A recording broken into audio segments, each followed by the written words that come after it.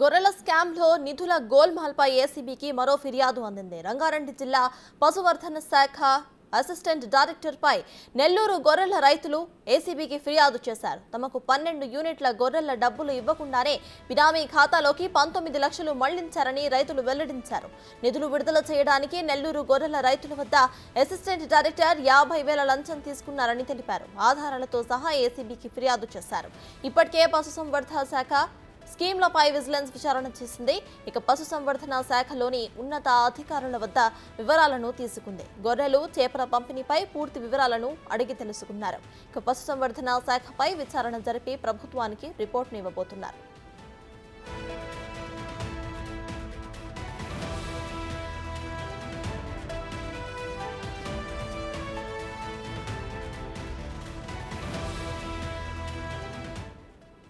ఇదే విషయంపై పూర్తి డీటెయిల్స్ మా ప్రతినిధి రాణా అందిస్తారు. రాణా, చెప్పండి, ఈ గొర్రెల స్కామ్ కేసులో ప్రెసెంట్ ఏపీలో కూడా గొర్రెల స్కామ్ కేసు నడుస్తోంది. అయితే అక్కడ అప్డేట్స్ ఏంటి?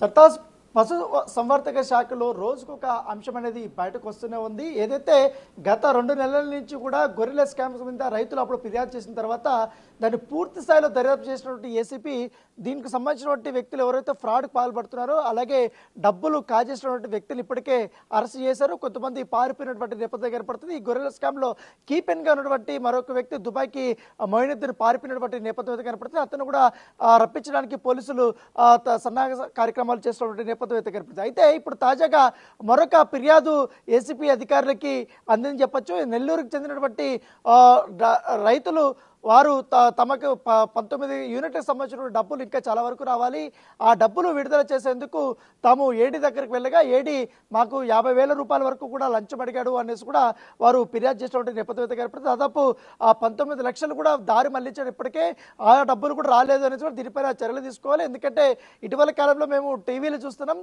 ఈ గొర్రెల స్కామ్లో ఇటు అనంతపురంకు సంబంధించినటువంటి రైతులైతే ఏమవుతుంది, కర్నూలుకు సంబంధించినటువంటి రైతులు ఏముంది, వారు కూడా డబ్బులు రాలేదు, వాళ్ళు కూడా లబోదిబో అంటున్నారు. ఏసీబీని ఆశ్రయిస్తే న్యాయం జరుగుతున్న ఉద్దేశంతో కూడా తాము కూడా ఏసీబీ అధికారుల్ని ఆశ్రయించామనేసి కూడా నిన్న రైతులు ఏసీబీ అధికారులకి ఇచ్చినటువంటి కంప్లైంట్లో పేర్కొన్నటువంటి నేపథ్యం అయితే కనపడుతుంది. దాంతోపాటు ఈ 50,000 లంచం అడిగినటువంటి ఎవరైతే ఏడీ ఉన్నాడో ఆ ఏడీని పూర్తి స్థాయిలో విచారిస్తే మరికొన్ని యూనిట్లు మిగతా జిల్లాకు సంబంధించినటువంటి యూనిట్లు కూడా చాలా వరకు కూడా డబ్బులు పెండింగ్లో ఉన్నాయి. దాంతోపాటు వారికి రావాల్సిన డబ్బులు కూడా ఇతర ఖాతాలకు మళ్ళాయి అనేది కూడా వారు ఫిర్యాదు చేస్తున్నారు. వాటిపైన కూడా చర్యలు తీసుకోవాలంటూ కూడా వారు ఆ కంప్లైంట్ కాపీలో వారు పెట్టినటువంటి నేపథ్యం అయితే కనపడుతుంది. దాంతోపాటు మనం చూస్తూనే ఉన్నాం, ఆవుల స్కామ్ కూడా జరిగింది. చిత్తూరు జిల్లాలో కూడా ఈ పశు సంవర్ధక శాఖలో జరిగినటువంటి స్కామే. దాంతోపాటు గొర్రెల స్కామ్ దాదాపు 2 నెలల నుంచి జరుగుతుంది. మరొక కీలకమైనటువంటి అంశం ఏదంటే చేపల స్కామ్. ఎందుకంటే అప్పట్లో ఈ పశు సంవర్ధక శాఖలో ఈ చేపల పెంపకం వల్ల కూడా పెద్ద ఎత్తున వారికి లాభం చేకూరుతుంది. ఈసారి ఏదైతే ఆంధ్రాలో చేపల చెరువులు ఏ విధంగా అభివృద్ధి చెందాయో తెలంగాణలో కూడా అదే రీతిలో అభివృద్ధి చెందాలని కూడా అప్పట్లో పెద్ద ఎత్తున ఈ పథకం తీసుకొచ్చారు. చేప పిల్లల పంపిణీ కార్యక్రమాలు కూడా చేశారు. కొన్ని చెరువుల్లో కూడా వారు వదిలినటువంటి నేపథ్యం ఏర్పడుతుంది. దాంట్లో కూడా చాలా పెద్ద స్కామే జరిగింది. దాదాపు 1,000 కోట్ల రూపాయల స్కామ్ జరిగింది అనేసి కూడా ఏసీపీ అధికారులకి ఒక ఫిర్యాదు అందింది. దాని తగ్గట్టుగా ఇప్పటికే దాని మీద విజిలెన్స్ అధికారులు కూడా పూర్తి సమగ్రమైనటువంటి దర్యాప్తు కూడా చేస్తున్నటువంటి నేపథ్యం అయితే కనపడుతుంది. అది ఒక పక్క జరుగుతుంది. మరోవైపు ఈ గొర్రెల స్కామ్ రోజు రోజుకు తవ్వే కొద్దీ చాలా పెద్ద పేర్లే బయటపడుతున్న నేపథ్యం ఏర్పడుతుంది. ఎందుకంటే ఈ పశు సంవర్ధక శాఖలో పనిచేసినటువంటి అధికారులు ఎవరైతే ఉన్నారో, ఎవరైతే రైతులకి బిల్స్ ఇవ్వడం కానీ లేకపోతే డబ్బులు శాంక్షన్ చేయడంలో కానీ పర్మిషన్స్ ఇవ్వడం కానీ లేకపోతే రైతుల నుంచి కూడా ఈ గొర్రెలు కానీ లేకపోతే ఆవులు కానీ తీసుకున్నటువంటి ఎవరైతే ఉన్నారో ఆ అధికారులు చాలా పెద్ద ఎత్తున కూడా లాభపడ్డారు. చాలా వరకు కూడా వారు అవినీతి చేశారు. వీరు దాదాపు 10 సంవత్సరాల పాటు ఈ రైతుల్ని పీల్చుకు తిన్నారు అనేది కూడా ఈ రైతులు నిన్న కంప్లైంట్ ఇచ్చినటువంటి నేపథ్యం కాబట్టి దాని తగ్గట్టుగా పూర్తి స్థాయి వారు దర్యాప్తు చేస్తున్నారు. చాలా ప్రతిష్టాత్మకంగానే కూడా తీసుకున్నారు. ఎందుకంటే ఇప్పటి వరకు మనము బయటపడినటువంటి కొన్ని అంశాలు మాత్రమే, కేవలం కొన్ని కోట్ల రూపాయలు మాత్రమే బయటపడుతున్నాయి. కానీ ఇప్పుడు విజిలెన్స్ కూడా ఎంటర్ అయింది కాబట్టి ఏసీపీ ఈ విజిలెన్స్ రెండు కానీ జాయింట్గా ఇన్వెస్టిగేషన్ చేస్తున్నారు కాబట్టి దీని వెనుకనటువంటి అధికారులు మాత్రమే బయటపడుతున్నారు. దీని వెనుకనటువంటి అతిపెద్ద తిమింగలం ఒకటి ఉంది.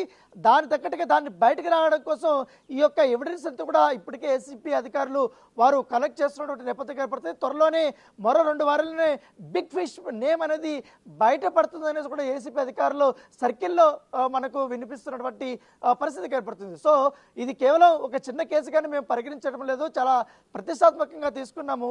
దీని తెవ కొద్దీ కూడా రోజుకు ఒక అంశం బయటపడుతున్నాయి.